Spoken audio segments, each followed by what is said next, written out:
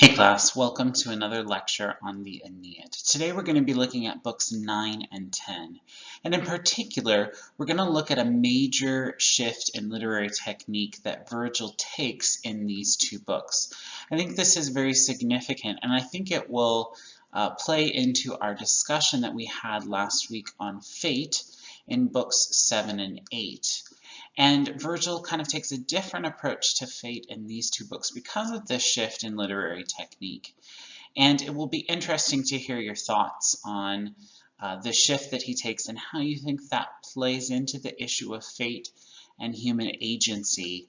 And so I will be interested to hear your thoughts after this lecture about what you think, if anything has changed or if nothing has really changed. All right, so we're going to dive into, in particular, a part of the beginning of Book 9 that was skipped by the Stanley Lombardo Essential Aeneid translation, but it was described. And so I want to talk about that only because it is kind of a launching pad to something that Virgil does throughout the rest of the Aeneid up to this point. And this is really kind of one of the last examples of this literary technique before he moves in a different direction.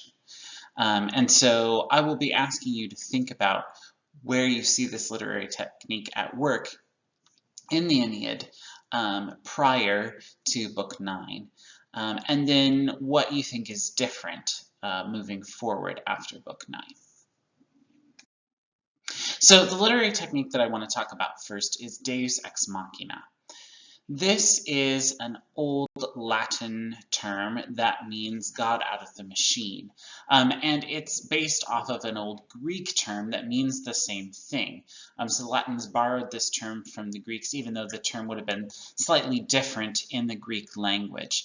It originally comes from Greek theater, and it was a theater technique. Basically, in early Greek theater, they oftentimes had a rope and pulley system that they simply called a machine that they used to lower characters who were gods or goddesses onto the stage from above the stage. So actually some pretty sophisticated stage effects for such an old time period and such an old tradition as ancient Greek theater. And oftentimes this would be the case kind of at the end of the play, when a god or several gods would come down and kind of sort out all the problems and all the mess that humans had made and make everything work out in the end, right? Everything would come together and it'd all be fixed and work out and everything would be fine. And so it came to mean God out of the machine because literally the gods were lowered down on a machine onto the stage. But eventually it came to mean just simply when a divine being or an unexpected power or event saved a seemingly hopeless situation, right? The situation was so hopeless that a god or a goddess or some kind of supernatural event had to step in, or even kind of nowadays it kind of means even sometimes some sort of unexpected event that just kind of puts everything to rights. In modern times, it's not really a well-liked literary device, even though it is a very old and very traditional literary device. A lot of people feel that it's very contrived and artificial, and that it's just,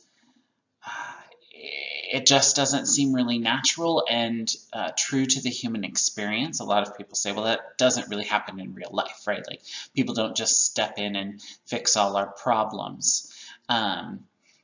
And they would be right, you know. I think that sometimes God intervenes and helps us, but God doesn't necessarily always step in and solve all our problems, right? That's not the way that the God of the Bible operates, and it's certainly not the way that that most people experience life, right?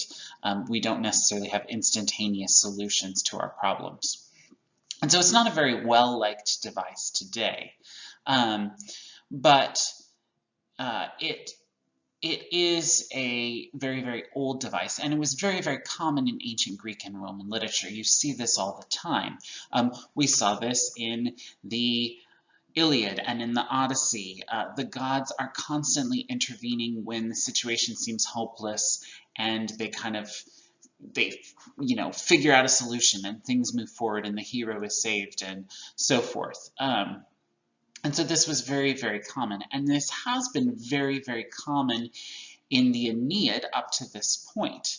Now the example that I want to look at from book 9 that Stanley Lombardo kind of skipped over is when Turnus and the Latins attempt to burn the Trojans' ships, right? The ships of Aeneas and his men. Now remember, Aeneas is away at this point. He's not returned. He's been away seeking allies for help in the battle against Turnus and his men.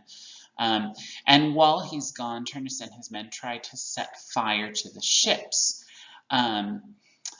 But one of the goddesses steps in, and Virgil points out that the ships were protected from fire because of the favor of one of the goddesses. And then the ships, in order to save them, are transformed from ships into sea nymphs. And so this is kind of a last moment salvation for these ships, because it would be kind of a horrible fate. These ships have been through a lot, right? Like Aeneas and his men have been on a long journey. They've been through so much at sea, and it'd be almost a very disgraceful thing for these ships to just be burnt in the end. And so they are transformed into sea nymphs. And in many ways, this is a very fitting ending for the ships, because they have gone through so much on the sea that now they're kind of eternally in the sea as sea nymphs. And sea nymphs are just kind of these water women, these mythological beings, creatures who live in and inhabit the water, and they appear as women. And so this is a very fitting end to the ships, but in fact, it does kind of also accomplish what Turnus and his men set out to accomplish, in that Aeneas and his men cannot just get up and sail away, right? The fate of Aeneas and his men and of the Latins is going to be decided on the ground of Italy. And so, again, there is this sense that everything's been kind of predetermined by the gods, right? And gods have intervened and they've saved the ships, but they've also assured that this final battle will take place in Italy like it's supposed to happen. Now, this has been a pattern that we've seen throughout the Aeneid. This Deus Ex Machina device is used over and over again. And Virgil, in countless situations, has gods and goddesses intervening to help and save Aeneas, or to hinder him, or whatnot, right? It has very much seemed like Aeneas is not in control, right? Neither are any humans really in control. And so Virgil has relied very heavily on this Deus Ex Machina device of some unexpected event or a god or something stepping in to kind of solve the situation and make things move in the direction that they're supposed to move, make things work out the way they're supposed to work out.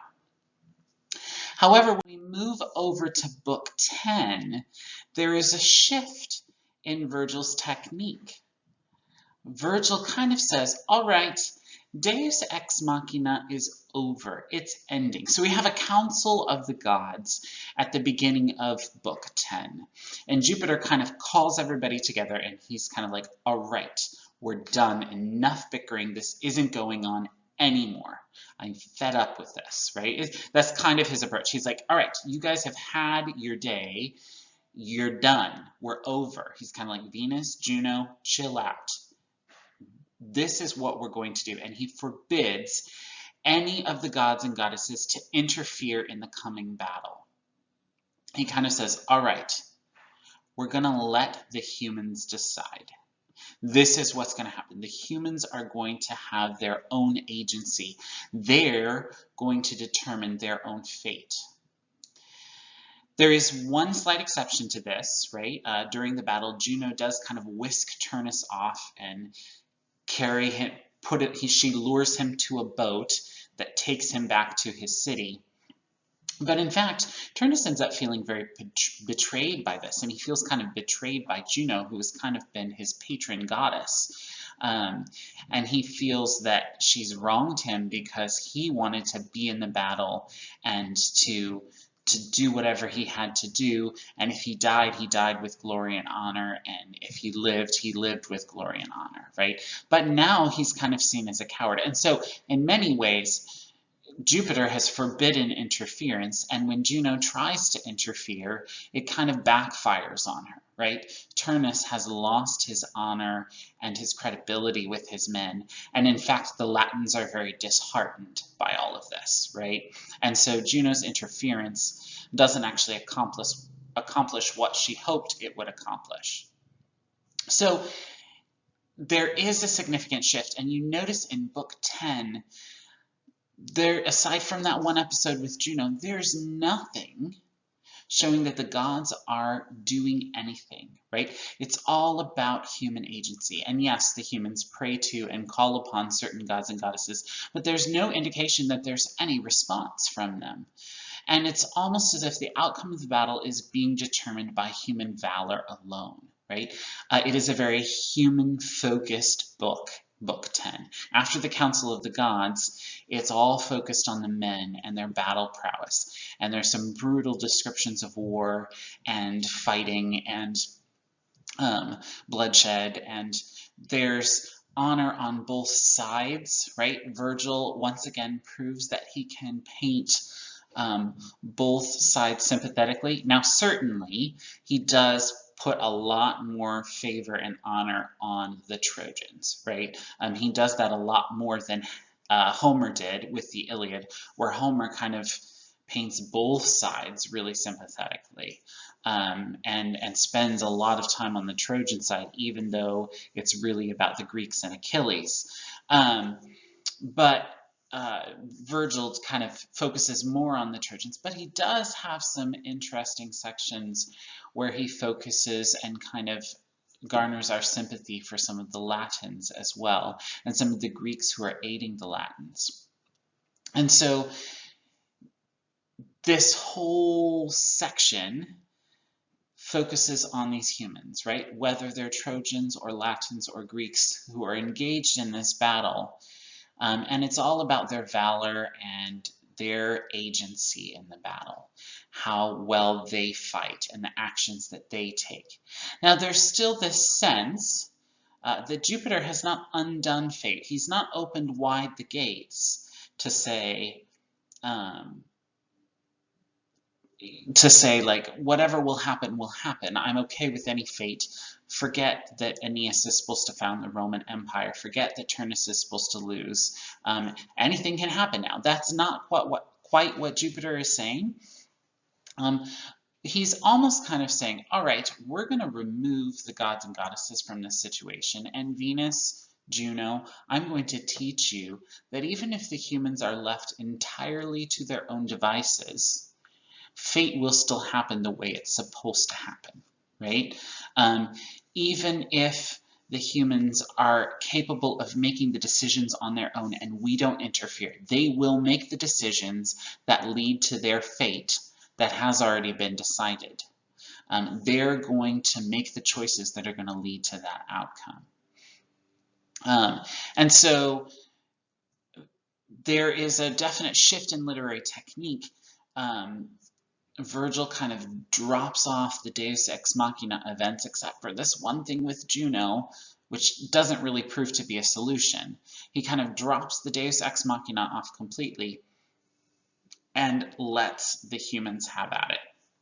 And it's a significant shift in his storytelling.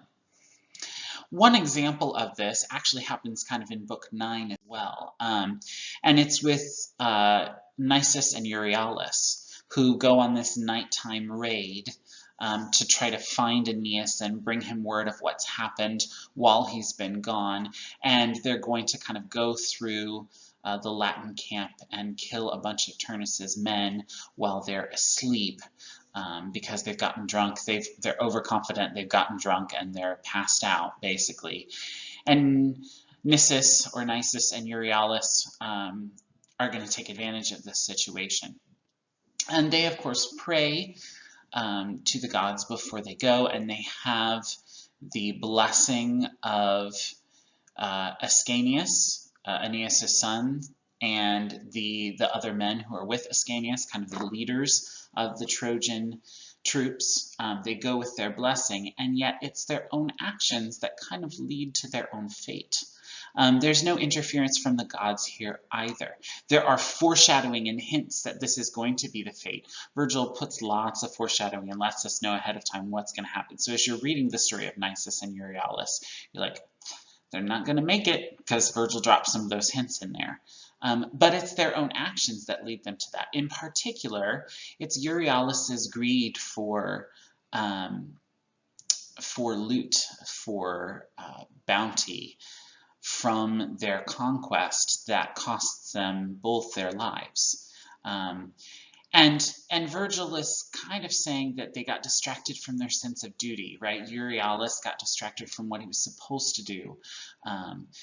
That very strong Roman idea of duty first, and he was like, oh, I'm going to take this helmet, right? And he takes this helmet, and it's the gleam from that helmet that alerts some of Turnus's troops to the fact that they're there and that they've killed men and that they're trying to escape. And that ultimately leads to the death of Nisus and Euryalus. And so we can see that sense of human agency there, right? No gods foiled them or caused them to die in this particular case. Virgil hints that it was their fate to die on that night prior to them setting out. But there's no sense that the gods have caused this. It's this idea of human agency again. It's Nisus and Euryalus' own actions that lead to their demise. And that's very different from what we've seen so far in the Aeneid. It's a very different approach. It's almost kind of a refreshing approach in some ways. We have this episode in here where they go on this nighttime raid, and though it's sad that they die, right, and you feel great pity for them, because Virgil garners our sympathy for them, especially through describing their close friendship, and how much they appreciated one another and how much they meant to one another. It is kind of refreshing to see that their fate wasn't somebody just foiling them. It was actually their own actions that led them there. In a book that has up to this point been so much deterministic, right? Fate has determined everything. And yet, here it was these boys who determined their own downfall. Another literary technique that Virgil uses very briefly in Book 9 with the episode of Nisus and Euryalus is just his expression of the poet's purpose. And this, again, is not uncommon in ancient Greek and Roman poetry. They have a very strong sense that their purpose is to immortalize the great heroes and heroic deeds of the past. And we see this in lines 633 to 636 in Book 9, when Virgil says, "Fortunate both Nisus and Euryalus, if in the least my songs avail, no future day will ever take you out of the record of remembering time." Essentially what he's saying is, though you died, you're both fortunate because my poem is going to immortalize you. It's going to assure that men remember you.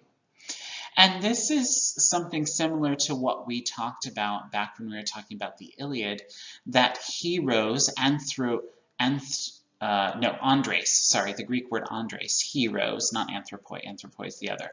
The Greek word Andres, heroes, were men who did great deeds. And then anthropoi, men, were men who told stories so that those great deeds could be remembered.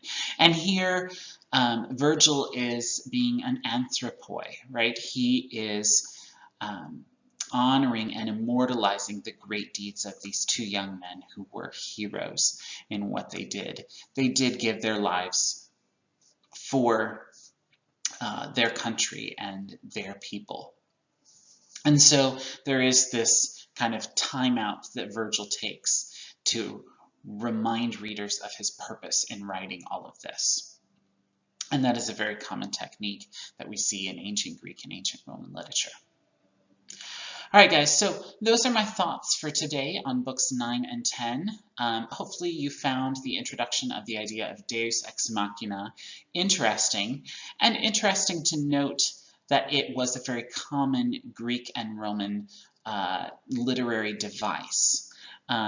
Whether or not it's your favorite device, it certainly was a common literary device back in those times. And there is an interesting shift that takes place in these two books, from a very heavy emphasis on the gods and the goddesses intervening in human affairs to this emphasis on human agency. I'm going to have a couple questions for you to respond to in the discussion post below this video. So make sure to respond to those questions and then comment on the posts of others. All right, guys, I hope you have a great day.